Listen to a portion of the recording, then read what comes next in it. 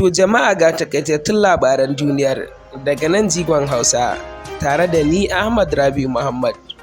Kasar Rasha ta harba rokoki cikin Ukraine. Duk da irin barazanar da Amurka da ƙawayenta ta dinga yi wa Rasha, kawo yanzu dai ƙasar ta Rasha ta lalata filin saukar jirgin sama na yammacin ƙasar. Ga wakilinmu na jigon Hausa ishak ayuba ɗauke da cikakken labarin. Duk da irin barazanar da kasar Amurka da ƙawayenta ta dinga yi wa Rasha gami da ƙungiyar tsaro na ƙasashen arewacin Amurka da nahiyar Turai wato NATO, hakan bai hana ƙasar ta Rasha jefa rokoki cikin ƙasar Ukraine ba bayan mamayar da Rasha ta yi mata a cikin 'yan kwanakin nan.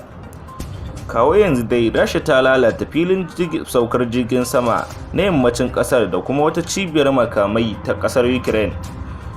Gashi ta jibge sojoji kimanin 200,000 a kasar, wanda hakan ya sanya mutanen kasashen duniya daban-daban mazauna babban birnin Ukraine wato Kyiv suke tattara nasu suna barin kasar.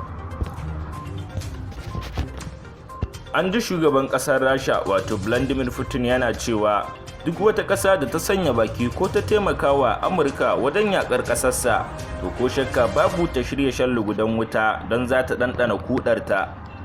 Ƙasar China, wacce ƙawa ce ga ƙasar ta Rasha, ta ce muddin Amurka ta kai wa Rasha hari za su haɗu da ƙawarta ƙasar Rasha su yi mata taron dangi. Bayan lalata wurare da rokokin Rasha ta harba ya jikkata mutane da dama a ƙasar ta Ukraine. Ishak Ayuba Sani daga nan birnin Kano a Najeriya.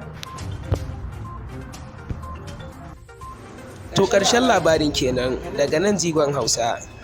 Za ku iya samun waɗannan labaran da ma wasu labaran duniyar a shafinmu na intanet www.jigonhausa.com.